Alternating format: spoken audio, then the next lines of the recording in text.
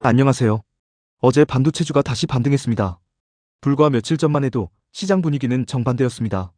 중국 문샷 AI가 공개한 키미 K3가 AI 모델의 연산 효율을 크게 높였다는 소식이 전해지면서 시장은 앞으로 AI에 필요한 컴퓨팅 자원이 줄어드는 것 아니냐는 우려를 반영했습니다.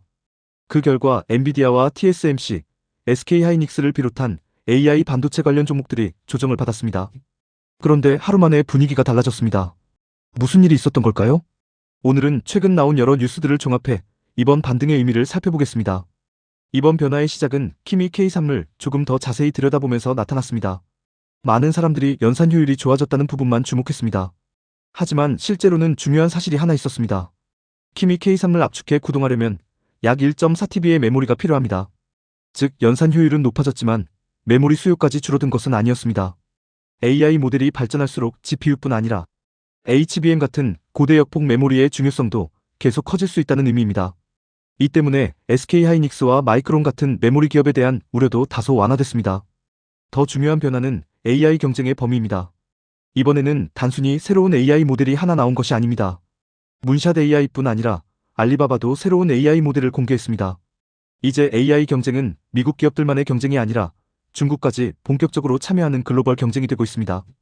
많은 사람들이 AI 효율이 높아지면 반도체 수요가 줄어들 것이라고 생각합니다. 하지만 현실은 조금 다를 수도 있습니다. 참여하는 기업이 늘어나면 각 기업은 더 좋은 모델을 만들기 위해 더 많은 데이터 센터를 구축하고 더 많은 AI 반도체를 확보하려고 경쟁하게 됩니다. 결국 AI 모델 하나가 효율적이 되는 것보다 경쟁자가 늘어나는 효과가 훨씬 클 수도 있습니다. 이런 해석에 가장 힘을 실어주는 기업이 바로 TSMC입니다. TSMC는 AI 칩 수요가 앞으로도 여러 해 동안 이어질 것이라고 판단하며 미국 애리조나 투자 규모를 총 2,650억 달러까지 확대하겠다고 밝혔습니다. 미국은 대만보다 공장 건설 비용이 45배 높습니다. 그런데도 이렇게 투자한다는 것은 단순히 낙관적인 전망이 아니라 실제 수요에 대한 자신감이 있다는 뜻입니다. 여기에 이나노 공정 양산도 본격화되고 있으며 기존 생산 라인도 빠르게 첨단 공정으로 전환하고 있습니다. TSMC의 행동은 AI 투자가 아직 끝나지 않았다는 점을 보여주는 중요한 신호입니다. AI 인프라를 뒷받침하는 금융시장에서도 변화가 나타나고 있습니다. 모건 스탠리는 구글과 메타 같은 빅테크의 장기 계약을 활용해 데이터 센터 자금을 조달하는 새로운 구조를 만들었습니다. 빅테크의 신용을 활용하면 데이터 센터 운영 기업은 훨씬 낮은 금리로 자금을 조달할 수 있습니다.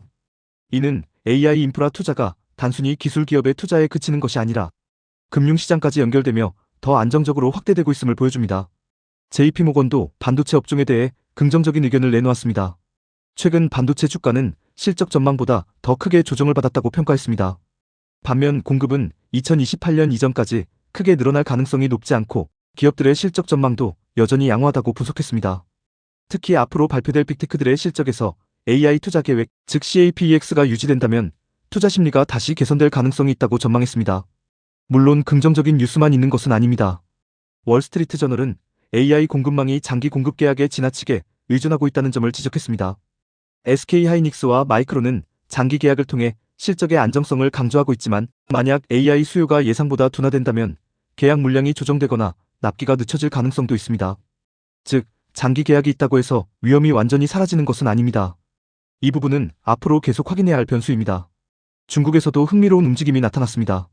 중국 최대 메모리 업체인 창신메모리 CXMT는 IPO에서 기관 투자자들의 높은 관심을 받았습니다. 청약 열기가 예전만큼 뜨겁지는 않았지만 중국이 메모리 반도체 자립을 계속 추진하고 있다는 사실은 변하지 않았습니다. 이 역시 AI 경쟁이 단기간에 끝날 가능성이 낮다는 점을 보여주는 사례입니다. 한편 월가는 AI 외 다른 업종에도 관심을 넓히기 시작했습니다. 모건 스탠리는 은행과 방산, 조선, 원전 같은 산업재를 긍정적으로 평가했고 골드만삭스도 AI 외의 소비와 M&A 관련 종목을 새로운 투자 아이디어로 제시했습니다. 이것은 AI가 끝났다는 의미가 아니라 시장의 상승 동력이 점차 다양한 업종으로 확산되는 과정으로 볼 수 있습니다. 결국 이번 반등에서 가장 중요한 것은 시장의 해석이 바뀌기 시작했다는 점입니다. 처음에는 AI 효율이 높아지면 반도체 수요가 줄어들 것이라는 우려가 컸습니다.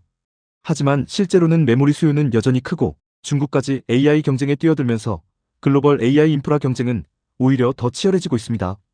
TSMC는 투자를 확대하고 있고 금융시장도 AI 인프라 투자를 지원하는 새로운 구조를 만들고 있습니다. JP모건 역시 반도체 업황이 크게 훼손됐다고 보기에는 이르다고 평가했습니다. 앞으로 가장 중요한 변수는 이제 시작될 빅테크들의 실적 발표입니다. 마이크로소프트와 메타, 구글, 아마존이 AI 투자 계획을 유지하거나 확대한다면 이번 반등은 단순한 기술적 반등이 아니라 투자 심리가 다시 회복되는 출발점이 될 수도 있습니다. 여러분은 어떻게 생각하시나요? 이번 반등이 일시적인 움직임이라고 보시나요? 아니면 AI 투자 사이클이 다시 주목받기 시작했다고 보시나요? 댓글로 여러분의 의견도 남겨주시기 바랍니다. 감사합니다.